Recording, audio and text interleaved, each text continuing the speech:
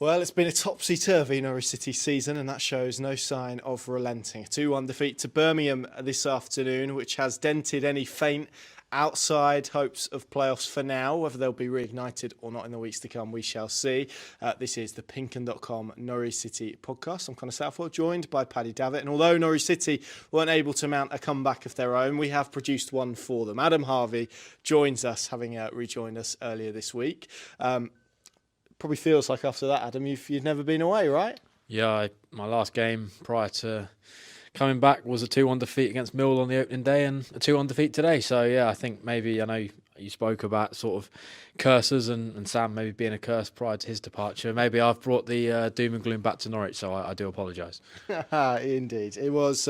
It's been a while, to be fair, since Norwich have had a defeat. Was it 7 wins in a progress in the FA Cup to the fifth round, which we'll speak about a little bit later. So it always felt like, Paddy, this was going to be a tough one, given Birmingham's form. I mean, they came into the game 11th in the table, but actually, I think we both watched them last week in that FA Cup game against Leeds, where they took them to penalties, were very good. We saw them in St Andrews earlier in the season absolutely dismantle Norwich City. Not been as good on the road, but there's been progress there. Won their last 2 heading into this game. Everything pointed to this being quite tough. I'd imagine the frustration from a Norwich City perspective is that it's probably about what they didn't do in the opening 20 minutes rather than probably what Birmingham did throughout the game that cost them some points here today. Yeah, I mean, there was no surprise in terms of what Birmingham were going to bring because of, we know the story. They've got a very, I think, astute head coach, Chris Davis, but a little bit like Wrexham, there's a real momentum behind them coming back out and up from League One at a canter.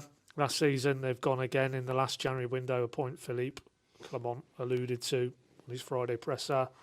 So all of that was a given really for me. You know, they ran Leeds very close. I thought on the game that unfolded last Sunday, they were probably unfortunate not to progress. But so that was all a given. But yeah, I think to pick up where Clement was coming at it post-match, he labelled that second half as good as he'd seen in his tenure, which, as we know, began with a trip to St Andrews or Kingsmead Park, whatever it's called now, rebranded. But not a very auspicious way to start, but you know, it was the first half really, and within that, the first 20 minutes as well, when they found themselves 2 down, he thought that was way off, not what he expects from a Norwich side in his image.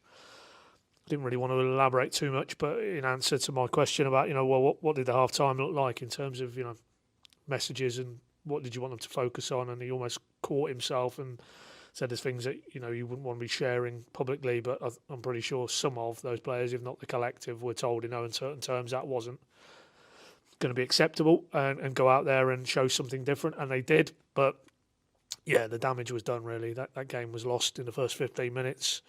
And as they've shown in adversity on this run, they are able to come back, but when you're facing the other side of the ropes, you know, I think a very good top 6 contender, then too much ground to make up today. And it's just another reminder that, you know, they're not out of the woods yet. You're talking playoffs there, or in the sense that was a narrative building. They've still got to look over their shoulder. You know, some of the results around them in the league today wouldn't you'd say have gone in their favour. I don't for 1 minute think that is something they'll have to contend with. But nevertheless, you look at that league table and they're very much still in the bottom rank of clubs, and they have work to do. And for all the positive work that Clement clearly has managed to build, culminating in, you know, 8 wins in 10 and FA Cup progress, they're still, if we want to talk in terms of top 6 contenders, they're still off that. It's evident, you know, even allowing for a lot of injury mitigation again today. But I think that first 15, 20 minutes, the intensity and the tempo and the urgency, the way Birmingham pressed, the real problems that they gave Norwich. As Clement said, he's not seen them concede those type of goals in this run and look that vulnerable. And you have to give Birmingham credit as much as he clearly focused on their deficiencies. So it's a good reminder, yeah. As he says all along, you know, there will be days like this still on this journey, but the underlying, I think, trends are still very positive. And for me, final whistle is greeted with a lot of cheers and a lot of shouts of yellows on that lap of appreciation from a lot of fans who stay behind. So they are the ones who matter in this, and they felt that that second half was on the money, and that but for really James Beadle in the Birmingham goal, they do get something from that game. So even allowing for a very sluggish first half, certainly in the first 15, 20 minutes, there was still a result for them today. And I think that's what they need to cling to, moving forward in these next few days, building back into Sheffield Wednesday, which, let's be honest, is another great opportunity to start a winning run again and get themselves upwardly mobile again. Yes, I always say about the Championship, it's got a funny way of just catching you on the chin when you think you may have cracked it or you feel like you're onto something. And I think it's also proof of how competitive it is, the fact that you can switch off for 15, 20 minutes and you get punished pretty ruthlessly. And I think, Adam, for as much as we kind of speak about what Norwich didn't do in that opening 20, and we'll come on to it in a little bit more detail, you also have to give credit for what Birmingham did do, because as Paddy said, very few teams recently have caused Norwich the type of problems that they caused them. And it wasn't, as Philippe Clement alluded to, probably the start we expected. But I guess that signals what they're up against today, but equally probably a marker for their own progress. The fact that it is now so obvious when their levels drop to the levels that they did in that opening 20 minutes. Yeah, I think Birmingham sort of had similar momentum, I guess, coming into this game as what Norwich did. Norwich had 7 wins out of 8, but Birmingham, certainly since the turn of the year, defeated Vicarage Road on New Year's Day, but since then unbeaten and back-to-back wins on their travels. I know that one of those came against Sheffield Wednesday and a trip to Oxford, and they won both of those. But they were a side that sort of coming into the game had struggled generally on their travels this season. I think just 4 wins, which, yeah, maybe that kind of, I suppose, bled into the game and Norwich fans' optimism. But I think they're sort of new additions seemed to come to the party. That Vicente down the side was causing Norwich real issues. Really sort of gave Cresene a tough afternoon in the first 30 minutes. Some dangerous players who are very good at this level and can punish you at any given opportunity. And they did that within the first 30 minutes. And I think probably had opportunities to maybe make it more than 2.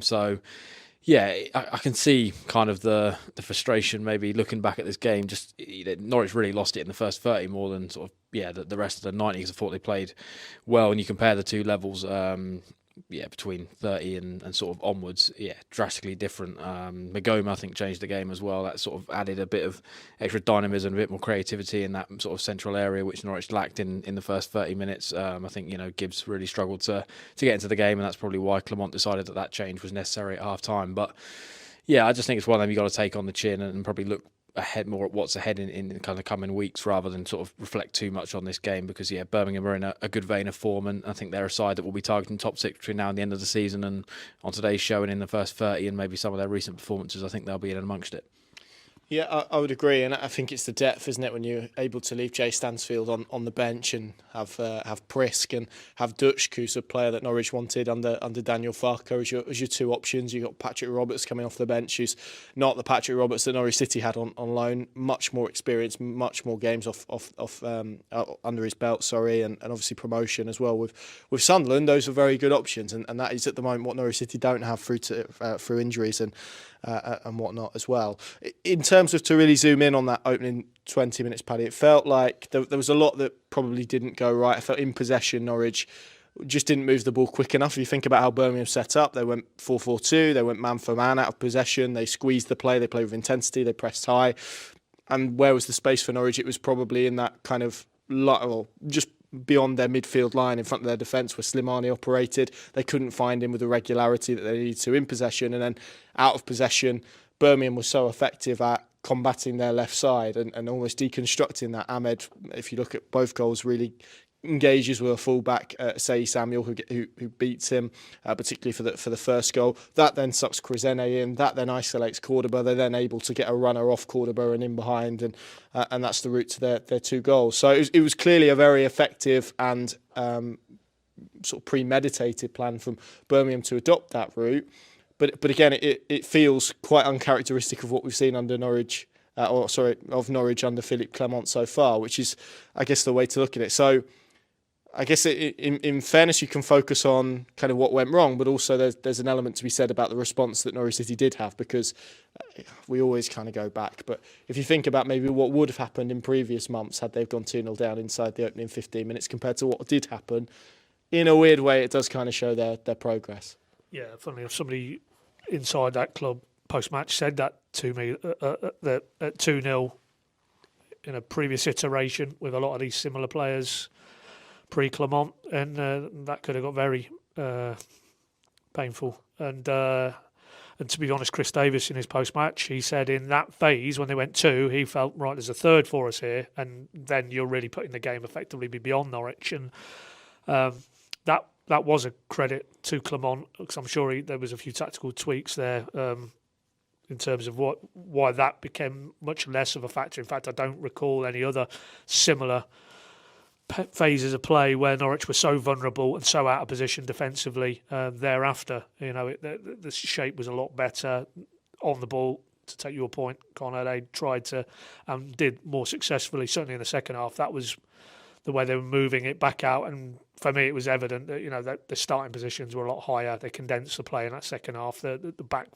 line of Norwich were far higher, which is obviously brave because you're 2-0 down, you're leaving a lot of space in behind. They've been punished that way for the first 2 goals, but it was needs must. But what that allows is Kraseni to get into a higher starting position, likewise Ahmed, get more players in and around the box, and they did as a result turn that game in terms of the flow of the game. And as Philippe said after the game, I think he quoted 2 stats. He said they had 63% of the ball over the entirety of the 90 minutes, and they had twice as many chances as Birmingham. So I mean, Beadle's walked away having made 8 saves this afternoon. As many as that, yeah. And for me, that one in the first half, that is the best I've seen at Carrow Road this season. The way he's helped that Toure volley over the bar, such an agile stop, and then the double stop in the second half as well from Toure and Kellen Fisher. So yeah, I think that's probably where the annoyance is from Clement, reading his body language and what he said post-match, that, he quite rightly has conveyed this impression that he's almost the chess master, and he's 2 or 3 steps ahead of his respective coaches in a lot of these games, and getting his pieces in the right positions to almost anticipate problems before they occur. And in that first 15, 20 minutes, they felt so ragged, so second best in all the key aspects of that game, and clearly tactically as well. He was second best to his counterpart, and then the players, have corrected it along with him, and it was a different game from the first 15, 20 minutes. But I'd imagine, as he said, he hates losing it. He feels gutted tonight, but as much as he wasn't happy with what he saw from his players, I think he would look at it as well and feel that maybe, moving forward now, if they face that again, then they certainly need to counteract it, because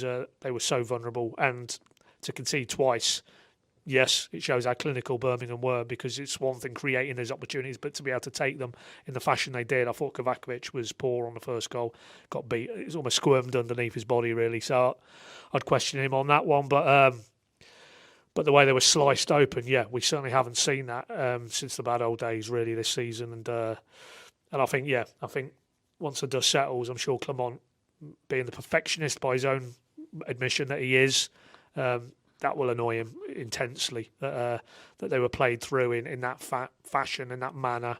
And ultimately, yeah, Beadle's saves aside, that probably is the factor, that first 15 minutes, that decided the outcome of the game today. So, yeah, but what I would cling to still is the response thereafter, and that they didn't go under, and that in the face of adversity, we've seen it often now, that we know that it's there and it is built in now, that they step forward again and they try and, even a storm as turbulent as that first 15 minutes were this afternoon, they still managed to navigate themselves into a position where they first established a bit more control in possession, pushed Birmingham back, and then the second half they really came out with that added intensity. And I think there's no doubt, I'd concur with him, as poor as that first 15 was on the balance of the game, they definitely deserve something from that today. Yeah, I would agree. And I think when you do think back to earlier in the season, Adam, and you think about one of the major problems, it was the second halves, and in particular probably how they deteriorated within games, fitness-wise, tactically, and probably those situations that Paddy pointed out in terms of opposition coaches making changes. What didn't come was the correction to put Norwich City back in a level within the game even, or on top.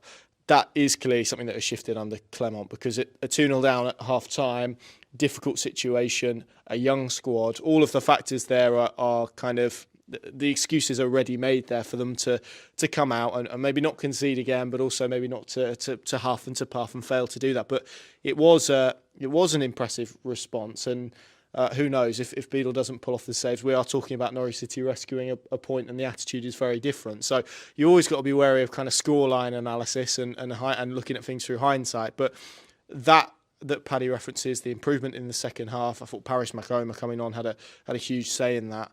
That's all something that Norwich City can take as further evidence that even though it wasn't the result they wanted, that this is still a group that is growing and is on an upward trajectory in the long term. Yeah, I think the fans definitely appreciated that post-game, as Paddy referenced, and you can see that sort of almost, I think the mentality previously, within this squad was just fragile, and you could see that, well, once they went 1-2-3 behind, that sort of players went within themselves, within their shells, and yeah, just never really looked like recovering. Now it feels like there is that sort of energy and that optimism again around this group, and clearly Clement is having a massive effect on that, but also tactically, he's not afraid to make changes or tweaks within games, and it's not sort of regimented maybe to substitutions on a certain minute of a game. I know Manning maybe would sort of have a certain period within a game where he would make similar changes, and you sort of felt like there was maybe a lack of ideas to how to solve an issue. Clement has clearly sort of, I think, over the course of his tenure, really been able to address that and have a positive impact. And today was one of those, the change with Makoma, as you referenced at half time, and sort of the fresh energy that he sort of injected within this group. And yeah, it's just a really tidy player who I think is definitely going to be in line for hopefully a start on Wednesday night. I know, in his press conference yesterday, maybe said that he's not ready for a full 90 yet, but I think, as we saw last week, really, in the FA Cup game, if you can get him in from the start and he can give you, 60 minutes even of sort of high energy and that quality that he's displayed now on a couple of occasions, then I would not be against seeing that from the start. So yeah, I think that's probably where most fans left today's game feeling that there's more to come from this team, and over the piece up to now and the end of the season, there's optimism, I guess, for what's ahead. Yeah, I think Norwich will play worse than they did in that second half and win between now and the end of the season, if I'm completely honest. And that again is I don't want to keep complimenting Birmingham, but that's another sign probably of their progress under Chris Davis and the journey that they are on. Let's deal with some of the controversies in the game, Paddy, because I think Norwich fans left that ground feeling a sense of anger and fury at some of the decisions that were made. What do you make of the first goals? There's hints of offside around both of them. I don't know if you've watched. I have watched them back, so that might help. But what's your kind of view on them? If you have a view, or if you haven't seen them, that you can play the manager card of, well, I've not seen the footage back yet. If you want. No, I have seen. I think you showed me it, Connor. And first one, he's clearly onside. McConville's playing him onside, isn't he? So no doubt about that one. Second one, inconclusive, the footage we saw, the angle of it. It's hard. Basically, it's hard on the footage that we saw to get an angle where the ball is at his foot, which is the issue anyway. It's either slightly before or he's just played it. Say definitively on the way, and that cuts to the heart of when that was put to Clement post-match. He zoomed out again, and as he's done on more than one occasion, talked about, VAR needs to be in this division, in his opinion, and that clearly, in terms of the second one, you get your stencil out, don't you? And you get your lines out at Stockley Park or wherever it would be, and you would hope, if you trust the technology and the people operating it, that they come to the right conclusion. So, but given that wasn't in play today, I think you have to say the human interpretation fact. If it's that close that it requires that, then they're going to give the benefit of the doubt, aren't they, to the attacking team in this scenario? So, and before we get on to the other incident, the penalty incident, but Clement, in his answer, he said, look. And I thought it was quite a reasoned point he was making, that the Championship is the one rung below the Premier League, and much like players who are in the Championship, they aspire to get to the Premier League. It's the same for those officials. They will ultimately, you would think, not see the Championship as the ceiling of their career ambitions. They want to get to the Premier League, where VAR is in operation and clearly here to stay, it would seem. So why not, Clement's point being, ready those officials to work in a VAR environment in the Championship? And as he said, for him, he put a number on it. He said the Championship is within the top 8 leagues in Europe, in his opinion, and he's managed in a lot of the other ones, and countries where they did have VAR in operation in the top leagues. And so he feels it's a no-brainer, really, and that would remove, hopefully, given the stats that they quote in the Premier League in terms of the percentage of decisions they get right, a lot of the ambiguities and the controversies, for want of a better word, that routinely come to pass. And so that's, for me, I I don't think there's any video that I've seen that would say definitively those were errors from that assistant or the referee team more broadly in terms of the 2 first half goals. And as for the penalty, I've only seen one replay, but it's pretty evident to me that Torre has got a big clump of, is it Clara? Is it yes, of his shirt as well? So I'm looking at that. If I'm the referee, I'm looking at that. It's both players are grappling, and I also think Torre steps across him. that could be another point in the equation in terms of what the referee sees to not give that. But so for me, no, I don't think that's a penalty. But I think Clement was maybe of a different mind, and I think he prefaced his answer by saying, sometimes in his role, there's things you'd like to say that you can't say. So I think he's pretty clear what he thought about that. But whether he'd seen other angles that maybe we've seen subsequently, I don't know. But for me, I don't know how you can't really give a penalty if the attacker has got a big hold of the defender's shirt, and as you rightly say, maybe cuts across his path. So yeah, for me, I wouldn't be baking in Norwich got beat today because of what the officials did or didn't do. I think that wouldn't really wash with me. More broadly, I thought some of their game management left a bit to be desired, and that's just every week, though, right? Well, I mean, let's be honest. Well, no, don't get me on the soapbox about officials. No, you never certainly get me berating them. They've got a very hard job. I'm going manager speak now, but and I wouldn't fancy doing it. But I just thought it just felt watching the game that those very tight calls, a lot of them did go Birmingham's way, and maybe that's looking at it through a home bias, but nevertheless it didn't feel that there was an equitable shake of those 50-50, and I'm not talking major calls, but just the ebb and flow of games, and also I thought that was a bit under par for me. 6 additional minutes. I thought Birmingham were very cute in running the clock down in that second half, and I was expecting 7-8 plus. They seem to have a team talk for about 4 minutes. In yeah, the second yeah. half, I think so. Tom Huddleston got himself red carded, a member of Davis's backroom team, and Norwich. Clement's assistant Stefan van der Heyden, he was very unhappy with that, which seemed to be almost player went down in the break in play. As you say, Davis almost had an impromptu coaching clinic. I mean, it is an issue. Why I'm not blaming Birmingham for this, because every team does. Norwich have done it on occasion, but there is something that it feels like needs to be done about that. But I'm not quite sure how. Well, as far as that looked like more of a muscular issue with that player. So why are you stopping the game? I don't understand that at all. If it's not a head injury, if that's the protocol, then why there was even needed to be a stoppage there? And so I think generally I just thought I didn't think they really had full control of that game today, the referee and his assistants, and but if you want to boil it down to 2 goals, offside or not offside, or a penalty shout, not for me on any of those 3. Yeah, I agree, but I think the wider conversation, Adam, about VAR is interesting. It's a point that Clement's made a few times. I think there's a few logistical issues. I mean, obviously we see it every week when we go into press boxes or near gantries. There are very few cameras at Championship level. If the game isn't televised on TV, it's not like a Premier League game where you've got angles from on every corner of the stadium and from the building next door, and you've got the big kind of camera that swings over the pitch. There just isn't that in the Championship. Often, as you will see, when games are televised in midweek and they're on Sky Sports Plus or they're on a red button, often you get one camera angle and that's it, and you don't often get replays. That feels like a bit of an issue. The kind of numbers of officials as well needed, it feels like an issue. But if you could work your way through those, and it was a possibility, and it was, of course, this is maybe the big question, and there's an argument to as if it's being done effectively in the Premier League, but it could be in operation effectively. Would you like to see it in the Championship? I'm not a huge fan of it, to be honest. I prefer the ebb and flow of the Championship and the kind of excitement, I guess, that when the ball hits the back of the net, unless that linesman's flag goes up, it's a goal. And yeah, it just feels better from a sort of an atmospheric point of view. The fans can celebrate a goal instantly. I think having been in the Premier League, a few years back, and Norwich were sort of within one of those teams who would have witnessed VAR first and foremost.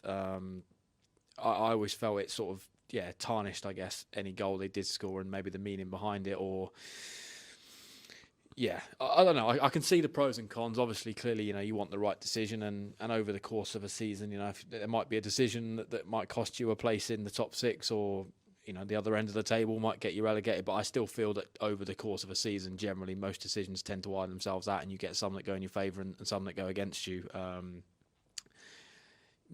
think people have different opinions, but I'm not really a massive fan of VAR generally. Paddy, what's your view for your VAR Championship? Are you with Clement on this? No, probably not for the reasons AH has mapped out, just in terms of an entertainment spectacle for me. I mean, I completely get the drive to get more decisions right and wrong, and that should improve the overall outcomes of games, and that consistency and fairness, I'm sure, is what coaches and players and those inside the game want. But outside that bubble, which I consider us to be,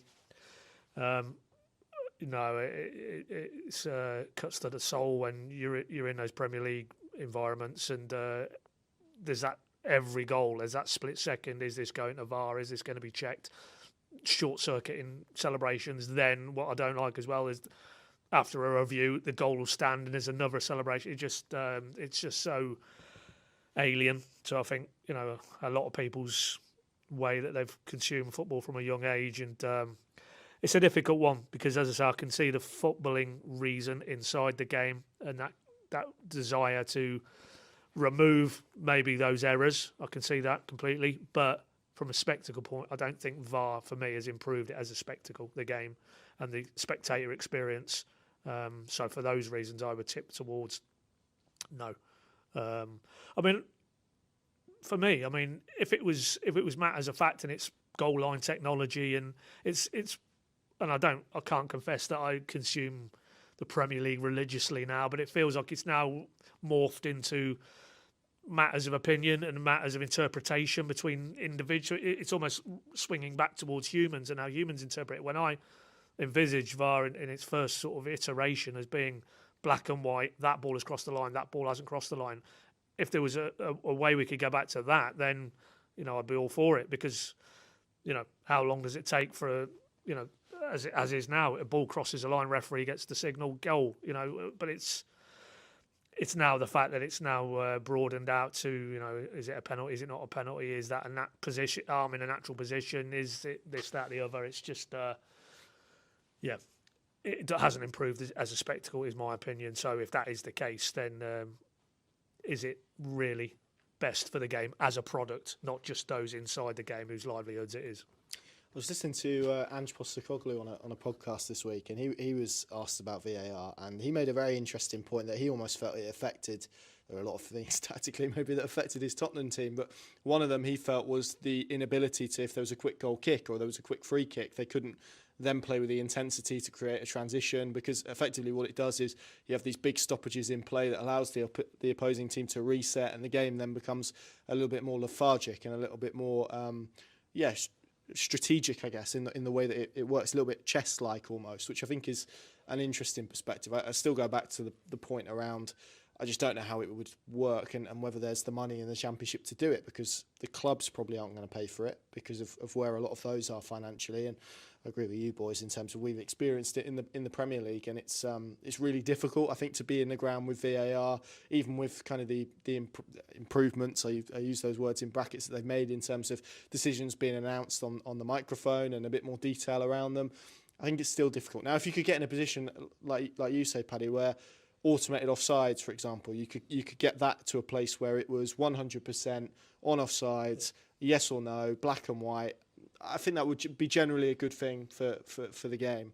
In terms of, like you say, the subjective ones, Touré's penalty, for instance, I think almost if you're the Championship, you should have that as a USP. It gets more eyes on the Championship. It makes it a more entertaining league. There's more drama. There's more tension. There's more emotion within it. It's a contrast probably to the sterile environment in the Premier League. So I think from that, all of those reasons, I would maybe argue that it's best to kind of leave as is and to almost embrace some of those errors that officials make.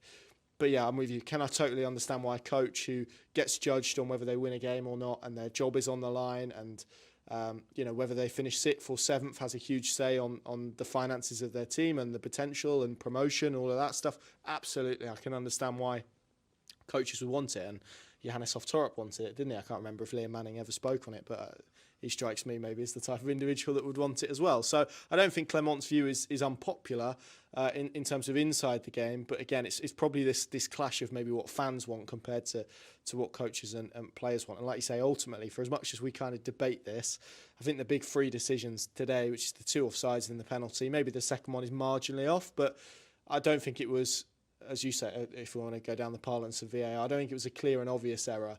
So really, even without VAR, I think they probably have come to the right decision. And maybe that is an argument against it. So it's an interesting point. I'm sure lots of people will have their view on it. If you're watching, listening, then get in touch with us if you are pro or anti it and the reasons why. It'd be interesting to hear it. Part 2, then we are going to speak about what is becoming a slightly right-wing problem for Norwich City in this team. Obviously, the small matter of a certain American striker finally departing the club, and of course we'll look ahead to what feels now like 2 really interestingly poised games for the rest of this week. See you in a moment. Welcome back to the PinkUn Norwich City Podcast, reflecting on their 2-1 defeat to Birmingham City at Carrow Road this weekend. Connor, Paddy and Adam with you. That's VAR done. I think we can leave that there.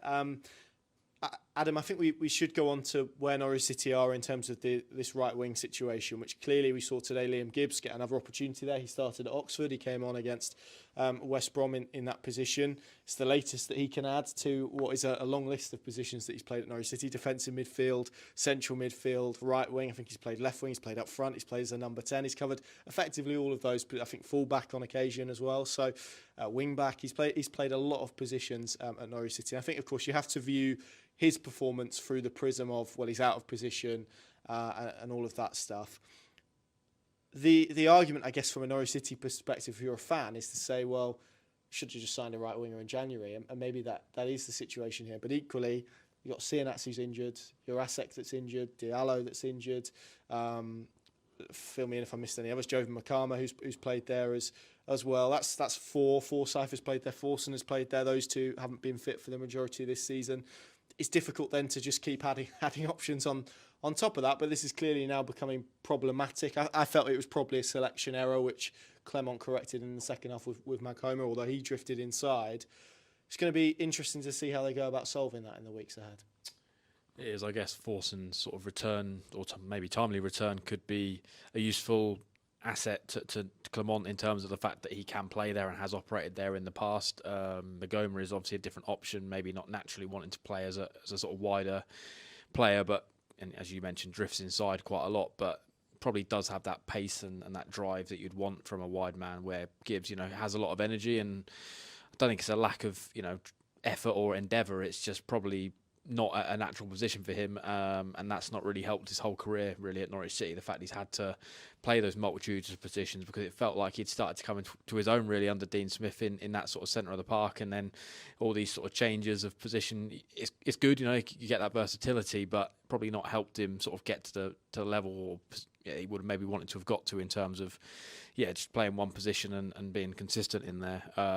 Springer, I guess, is another option. Again, another one who probably has a lot of energy. Maybe some fans feel that long term doesn't provide the quality that Norwich will want if they're going to try and push towards being a side that's in the promotion mix, certainly next season. And I know his contract's up at the end of the season, and he wasn't sort of keen to discuss whether there's been any discussions behind the scenes yet when I spoke to him earlier on this week in the fan hub. So yeah, it's difficult. I guess Forson is probably the one I'm sort of looking at and thinking, if you can get him to be a little bit more robust and you can rely on him to play week in, week out, then he's probably the one who naturally fits that position most between now and the end of the season, given the sort of length of injuries and of some of the other individuals you mentioned there who won't be available between now and the end of the campaign. So could they have done a loan player, a little bit like Sam Field, maybe just as an option for 6 months? Potentially, but hindsight's a wonderful thing, and they didn't know at that stage that some of these other options weren't going to be available for any length of time. So it's a difficult balancing act for Clement, but I think the good thing is he's not afraid to try different players in different positions, and you've got to trust him and the processes, because ultimately, he's got things right. I think there's been players that have played certain positions already between now and it's sort of arriving through the building, and you probably thought, I'm not sure about that, and he's managed to craft them into someone that can play in that position. So I think just trust the process.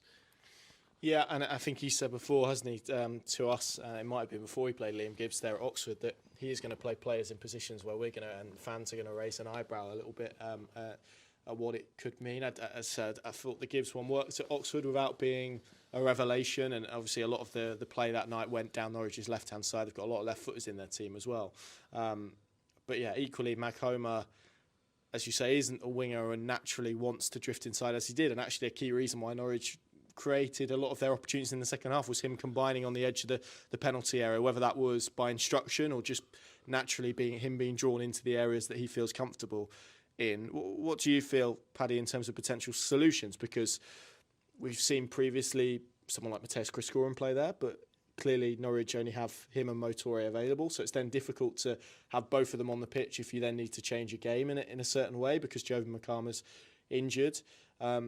Thinking out loud, Jack Stacey, is he an option that could step in there? I could kind of see a nice balance between Fisher, who's I think a really good, clever footballer, but I think from an attacking sense maybe doesn't give you the sort of stuff that Jack Stacey does with his thrust and just his profile generally.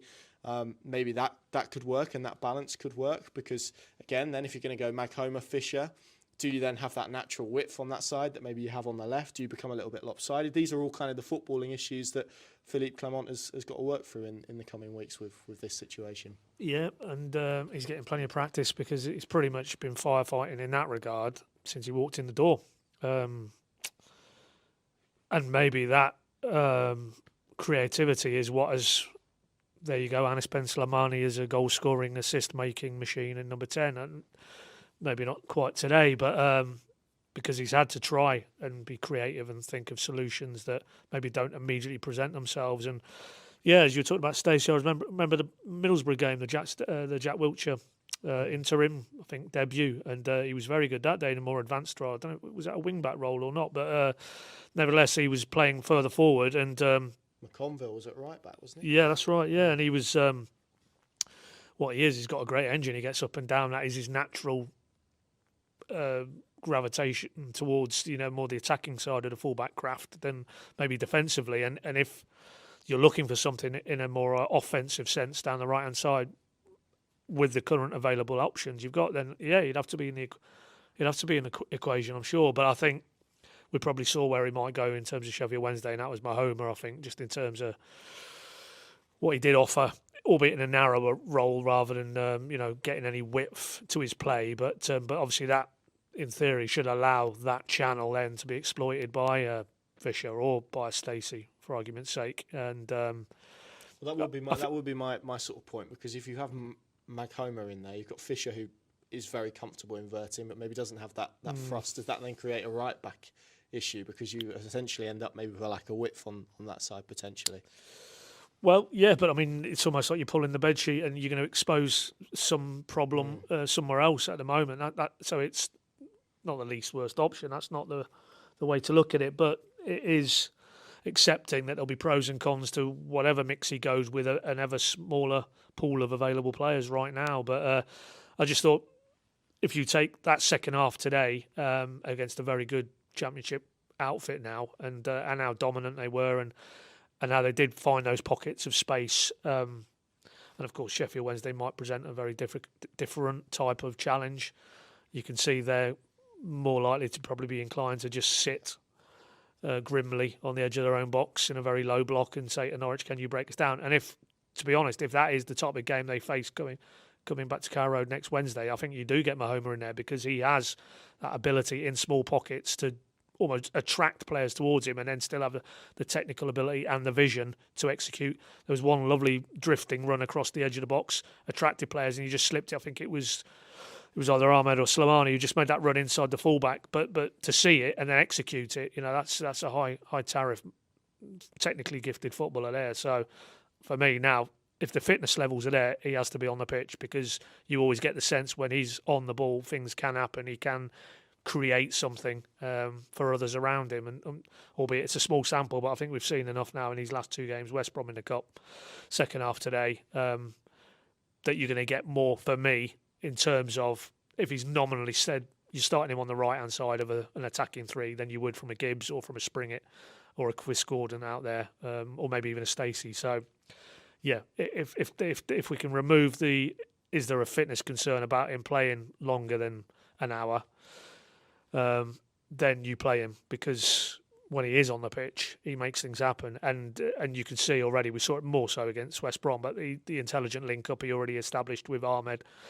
You could feel quite clearly Slimani would be on the same wavelength. We've seen Slimani and Ahmed as well, and you're looking for those relationships in the final third of the pitch, particularly if they face a Sheffield Wednesday team who more or less come to try and go back on the coach with a point in terms of their mindset and their approach. So you're going to need very intelligent footballers who might not have a lot of space to operate with for large parts of that game. And so for me, it lends itself more to somebody who can get on the ball and cut in field and make things happen, as opposed to maybe naturally looking for width. I'm not sure width will be the route to probably, deconstruct what Sheffield Wednesday will look to do. I think it'll be more against very set sort of banks of players in front of them. Can you have that type of player like a Makoma who can actually, because the way they move and the balance and the two-footed, and they can go in two different directions, they naturally draw players out of those very entrenched shapes, and then you just need other players around them to be on the same wavelength to create those opportunities, because I feel that's probably what they're going to face, certainly midweek, and maybe even when they go to Leicester. I know Leicester might be more progressive because they have to get on the front foot, but still, I think for me now, Makoma, I think off the back of what we saw today, second half, he has to be involved from the start on midweek. Yeah, Paddy's preempted my next question to you, Adam. I'm sure you occur with that, because what we have seen so far is a footballer that sees pictures, a footballer that is very watchable. He's clearly, it's a different type of creativity, I think, to Slimani. Slimani, I think, has it in kind of a structure and clearly a technical ability to play quickly.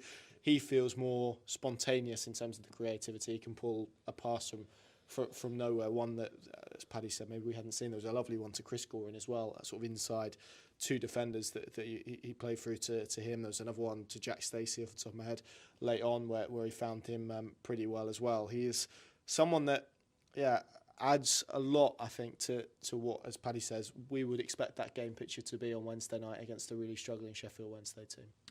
Yeah, technically just a very gifted footballer, and I think you could see that probably when he arrived. There was highlight reels on YouTube and social media, and I'm always a little bit sort of reticent to judge too much, but you could see that he has that natural ability. That loan spell at Bolton, where some of the goals he scored, some of the just nice touches and flicks and ability to find pockets of space and wriggle his way out, amid sort of tight spaces of defenders being close by. I'm excited to see what he could become in terms of his spell at Norwich City. Clearly, they still need to get him to a point where physically he's able to exert that over a 90-minute game rather than maybe sort of within shorter bursts of minutes within the game.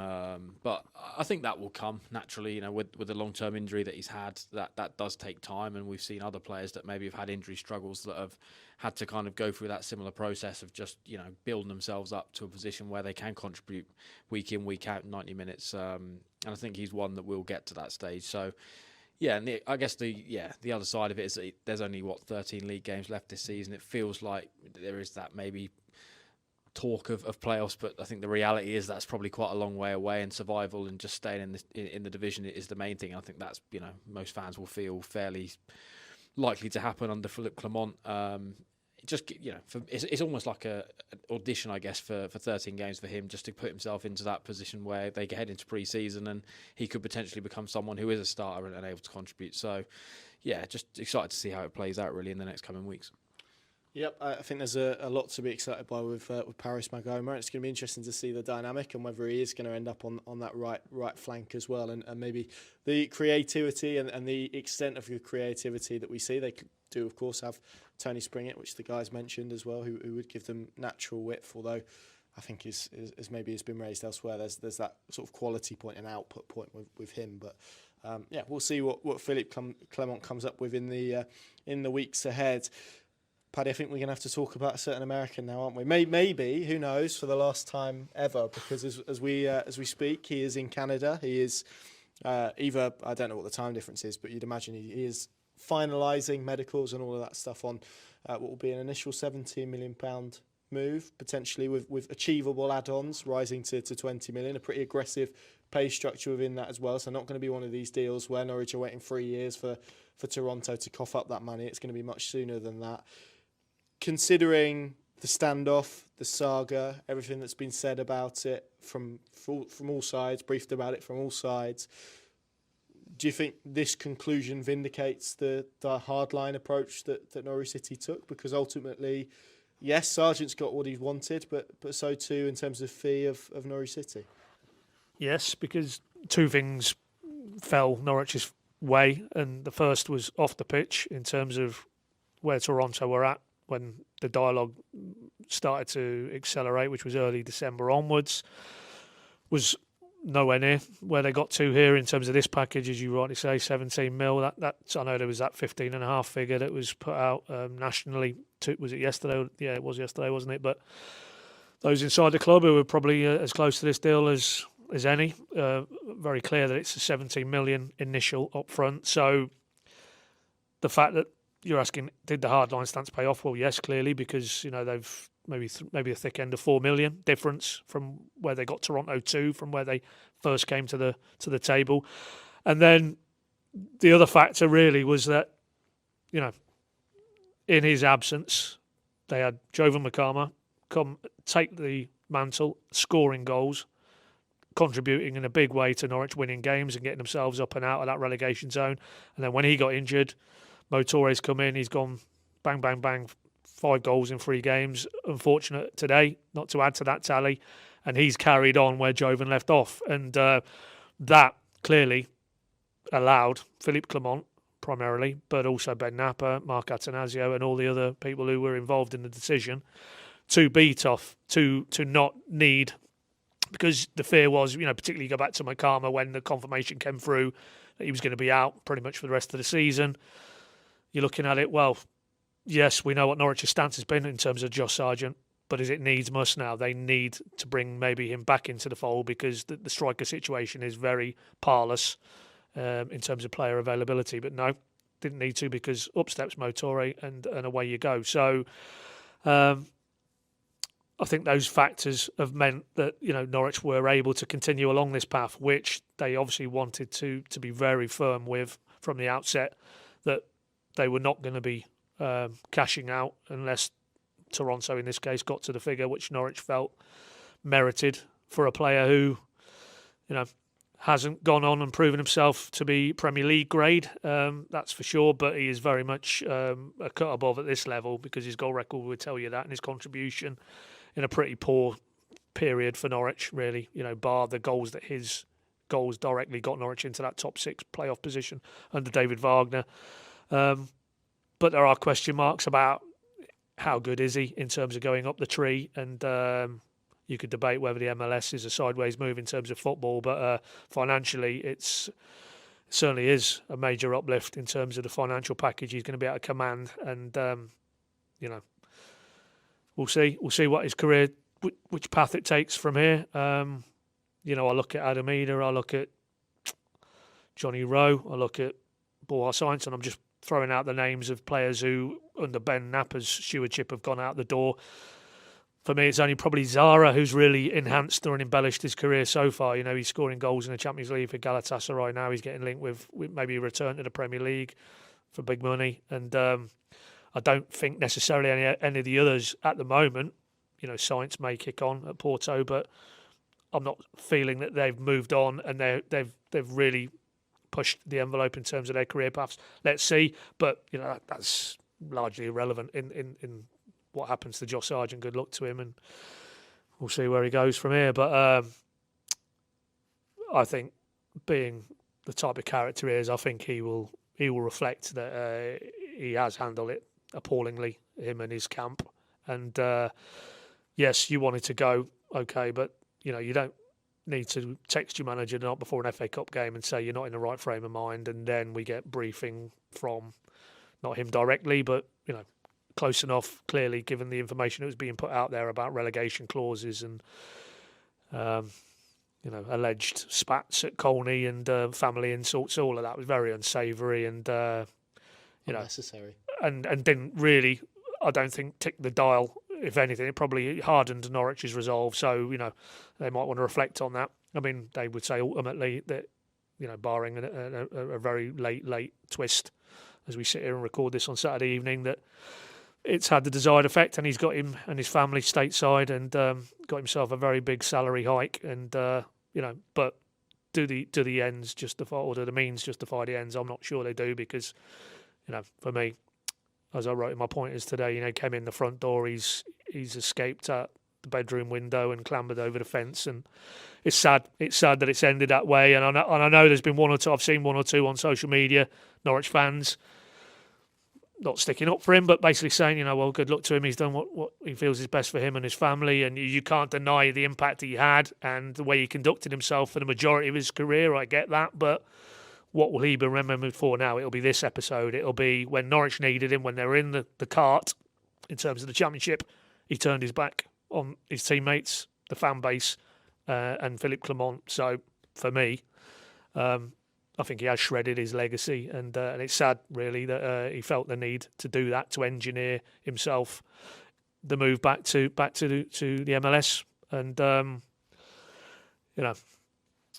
we'll see where his career takes him. But I'm not sure. I think in years to come, he'll probably reflect that there was a way he could have left, and it certainly wasn't this way. But that's by the by. From a Norwich perspective, they've played a blinder, I think. Ben Napper, again, has shown himself, whatever the criticism that has come his way in terms of player trading, he drives a very hard bargain, and we've seen that through that lineage of players I've already referenced in this answer, that no player is left on his watch for below what you would say their valuation is. And then in some instances, won't name players, but he's got over and above, I think, what the value of those players were. And so it's a testament to him. It's Philippe Clement as well. They were in lockstep on this. There was no reproachment. Once he indicated that he didn't want to play in that Walsall game, then that was the end of him in terms of a first-team option. As we know, he's not trained with the first-team group. He's not been in the mix for selection. So that that's shows you Philippe Clement's mindset and how he was going to approach that scenario. And also, you have to, and he was here today, Mark Attanasio, Norfolk Holdings, the way that they've held firm and didn't want to cash out, even if it was portrayed as maybe player power has won in the end. I don't think you could say that this is player power. This is Norwich getting what they feel was a very similar deal, give or take $1 million or $2 million, to what was on the table back in the summer when he could have gone back to the Bundesliga. And I think when Toronto first came in, I don't think that was necessarily, certainly from the Toronto end, where they envisaged having to get him prized out of this club. So it's sad. It's sad, really. That's my overriding feeling on it. But you cannot deny that I think Norwich, in terms of the financial elements of this, have maximised it probably as best as they could, really. And given there was only one player in the marketplace, it wasn't that it could play Toronto off against any other team. So that underlines, I think, and maybe moving forward, that might send a signal to anybody else who's in this current squad of players that whatever opportunities they might feel they want to go and explore, if, like Sargent, you're contractually under a decent length of time left, it's going to be very difficult if clubs don't come to Norwich with the valuation that they feel those players merit. And that's not a bad signal, I don't think, moving forward as well, to send to this group. And you're not going to have to ask Philippe Clement about it anymore. I did ask him at the end of the presser. Yeah, he probably wasn't caught. We had a few technical issues with the mics today, so apologies on that one. But as he was leaving the stage, I just said, "Have you had a text message yet?" And he said, "No, I will tell you." So I've heard that too many times. I don't want to hear that again, and I won't need to hear it again now, because as I say, we expect in the next 24 hours or so, Josh Sargent has left the building, and metaphorically and physically, and we can move on to asking Philippe Clement about other people and seeing if his phone's got enough battery juice. Indeed. I mean, I think you're being kind with shredded the legacy. I think he's thrown it in a bin and set fire to it, to be honest, in terms of the way it's been handled, the drip nature of how all of that stuff came out, the calculated nature of it as well. I'm really intrigued as and when he does sit down, whether that's in his career or post-career, to hear his side of the story, because I'm sure he will have his own version of events and his own feeling and maybe our own reasoning as to why he did what he did. We don't have that at this moment in time. But it is sad, because he was a good player for Norwich City and he was a very, very good striker. And to watch his journey from this very raw young thing that walked in the door in a Premier League campaign that he wasn't ready for, and how he then grew and became a really well-rounded number 9 that scored a lot of goals at this level when he was fit was remarkable. And he had a really good relationship with the fans up until that point. There is a different scenario that I keep playing out in my head where he stayed in this team and he would have scored goals. We've seen kind of the opportunities that they've created for Jovan Makoma and Mo Torre. That could have been Josh Sargent. He could have scored these goals, moved them up the table, and this situation could have happened naturally. That's not the way that it's played out, which is really unfortunate. I do think, Adam, on the point that Paddy makes, if you go back to, and again, this is no knock on Dealer and Michael, who clearly did a remarkable job for a long period of time at Norwich City, but under that model, clearly, and they would probably admit this themselves, in terms of the way that Norwich City operated, the self-financing nature of it, they wouldn't have been in a position to take this stance. They probably would have had to have taken, if not the first bid, then maybe the second bid. They have been able to keep Josh Sargent away from a first-team group on a different schedule, in a different building, whilst paying him his salary, which is kind of top end for their squad, because they have a different ownership model now, and owners who were happy to kind of take on that burden and probably that short-term pain as well in terms of all of that, and then going out and adding another striker to it. So that kind of shows how the situation and the world that Norwich City operate in financially has changed now. So yeah, it's about Ben Napper and his stance, and another sort of really good deal in terms of the numbers, but also he's been enabled to do that because of the ownership and the world that Norwich City now exist in. Yeah, Paddy mentioned some of maybe those individuals that have been sold in recent times and some of the values that Norwich got for those players, and the way that maybe it's taken a little while, but some of the reinvestments that they managed to do, it feels like they've sort of got almost players with more potential, or certainly matching potential to the players that they've sort of let go out of the door. You know, you look at the options in that forward line now, and Mo Torre, you know, he's, again, even today didn't get on the score sheet, but had good opportunities. If it wasn't for that Beadle save, then he would have had another one. He certainly looks like a player worth more than what Norwich City paid for him. Jovan Makoma, you know, the fee that they paid for him, and already the output that he's starting to show, and still a very young man who will develop and get better. And that, I think, is where my sort of hopes, and I guess sort of moving forwards in terms of what the Atanasios can do as well. You know, the way that Norwich can now go and reinvest money into different players, you know, and decent fees of money as well. But they've also got those players that they managed to bring in for lesser sums that they can develop as well. So I think all round it's a good position to be in. And yeah, Sargent, the money they've got for him, you know, compared maybe to what they got or would have got in the summer with Wolfsburg, you know, I think the fact that Toronto were the only party in town and the only team that wanted him, and Norwich have still managed to hold out, you know, over a month now to be able to extract the figure that they wanted, does show the sort of drastic shifts in the positions that the club's in now, and the way that moving forwards, hopefully they can sort of get to a position where they just keep building on this, and that's exciting, I think, for Norwich fans, and that's obviously the reason why Philippe Clement would have came to this football club, and he's mentioned it and referenced it quite a few times, that he wouldn't have come here if he didn't feel there wasn't that opportunity to try and get this team to the Premier League and this club to the Premier League and try and stabilise them there, and that is clearly a massive signal, the fact that Norwich can go and hold on to their best talents and sell them for the fees that they feel they're worth. And yeah, that's something that in the past just hasn't been the case. They have had to almost take the first offer that's on the table to sell players just to keep themselves afloat, or put themselves in a position where they can go back into the market and reinvest. So yeah, I think, you know, you boys have touched a lot on the Josh Sargent stuff. It is disappointing to see him leave the football club in the manner he has done, because I think he did have that sort of cult hero status almost, maybe, you know, not to the levels of legend status, but certainly someone that fans loved. And I think at the start of this season, if you'd have said, you know, at this stage of the season, Josh Sargent will not be playing for the football club, then most fans would have been fearing what's around the corner, where now they can look forward with young players who are stepping up and proving themselves week in, week out. Yep, absolutely agree. Let's look ahead to the week to come then, which is another home game against on Wednesday, before a trip now to Gary Rowett's Leicester on Saturday, which is going to be again a really interesting game from a Norwich How City did they get perspective. They drew 2-2 at Stoke. They were leading, but were pegged back. What do you make of this week to come, Paddy? 2 different challenges to what Norwich City faced today, and probably 2 more opportunities for them to try and get themselves across the line in terms of getting themselves out of this situation, and for any sort of word or talk about that dreaded R word, hopefully we can consign that to history after 2 wins this week. Well, that would be nice, Connor. Yeah, I think Leicester away could be tough now with the Rowett factor. Will be his first game as well at home. I was just going to ask you, what was that the case? Well, right, in that case, and yeah, that does increase the degree of difficulty, because naturally, you would expect an uplift from that group of players, and but Sheffield Wednesday, that has to be a home win given the parlour state that club is in, and it's sad that. Use the word again. It's sad to see that club of that scale with that stature in the game.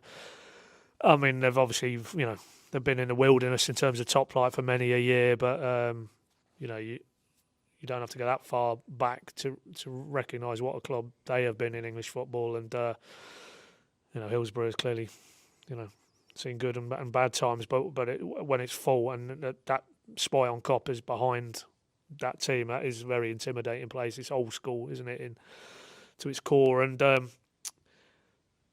don't quite know why I've gone on a big loving about Sheffield Wednesday, but that context aside, Norwich need to get the job done midweek, and then I think you can go to Leicester, and for me a draw there isn't the worst result with the Rowett factor, and if you end the week there with another 4 points on the board, then I don't think that's the worst scenario, and obviously you're a little bit further along the path then of some of those injured players at least coming into the range of being available again. I'm thinking Maatsen is the key one for me. If they could get him back in the mix, I think he would add another dimension. I thought Field was decent again today in that second half, just very experienced operator, and I thought McLean that was as good as I've seen McLean for a long time. I thought he just was.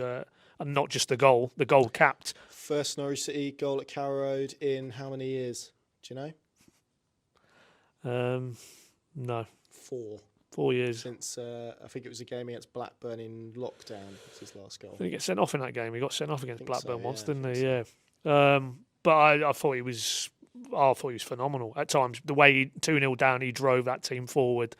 I mean, the energy levels of that man. I know Philippe joked about we've got a young squad, and I say generally because Kenny isn't quite in the young bracket. I think he'd be the first to admit, but you wouldn't have known that the way he got himself around the pitch today. The yardage he covered, those deeper line type build-up movements, and but having said all that, yeah. So bringing Maatsen back in, I think, is a big one for me for the run-in. But yeah, 4 points. Minimum, I think, from these next 2 games is not beyond this group of players and this head coach, and particularly off the back of today. You can get a sense of where Clement is and his mindset, and he will be very frustrated this evening, I'm sure, by what they produced in that first half or didn't produce, and he will want. And he referenced it in his post match. He can't wait for that game midweek now because he wants a response. He wants to get back to what we've seen in prior to today, maybe in that first half from his side, and if they do that, I think they'll have more than enough for Sheffield Wednesday. And then, tough as it will be against Leicester under new management, you'd think that is a game that they should fear going there and getting something. And then, then you just maybe hopefully that 4 points opens up another little bit of breathing space to the clubs behind them, and then it again is not for me a top 6 push, but can they crack the top 10 over the run-in? I think that would be a more realistic measure and barometer of where this is going under Clement for next season, which is obviously increasingly where your thoughts start to turn to. It's like, what can he do with a pre-season, another summer transfer window, and a full season to really attack? And some fit players as well, which would be quite nice. Just finally then, Adam, we now know where we'll be heading as it is in the FA Cup 5th round, and as football always does, throws up narrative, throws up situations, leads away, and another reunion with Daniel Farker. It'll be Sunday, is it the 15th of March, 13th of March? No, the 13th of March, that's a Friday. 8th, I've gone too far. It's the 8th of, I'm thinking of Southampton, which is that week, I think. Or Sheffield United, one of them. There's been so many games moved, I've lost track. But it's in March and on a Sunday afternoon at 4:30. Looking forward to that one and that tie. What's your thoughts on it?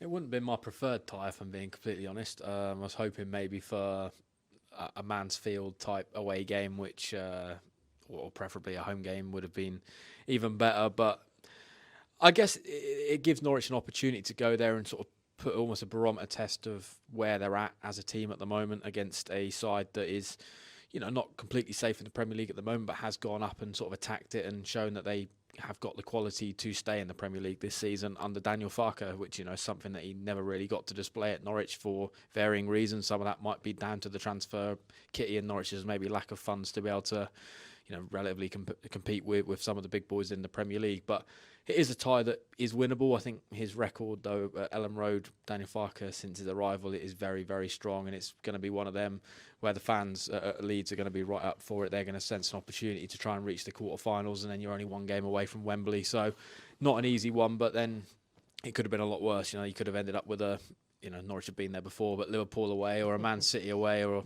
even somewhere like Newcastle, where I think there is that sort of sense of expectation, and probably the reality is that Norwich would have struggled to have come out the other side with a result where they can go to Leeds, I think, and potentially pull off a win that would get them into the quarterfinals. So pros and cons. Not an ideal one in the sense of I'd have preferred a home tie, but also not the worst tie. Yeah, and the reality is, if you want to go deep in the FA Cup, you're going to have to beat some good teams on the way. So probably natural that run of teams that were maybe felt winnable was always going to come to an end. But we've got plenty of time to look ahead to that tie, and obviously the immediate focus is on another busy week of Championship action. We will be back with you after that trip to Leicester next weekend for our next podcast. We'll of course be at Carrow Road on Wednesday night for all of the coverage, analysis and reaction to that game against Sheffield Wednesday. Thank you very much for watching and listening. Welcome back to Adam, who's now fully back in the swing of it. Now he's ticked off a PinkUn podcast return as well. Hopefully just a win now, which would be nice. Hopefully that comes on Wednesday night. Thanks for watching. See you again very soon.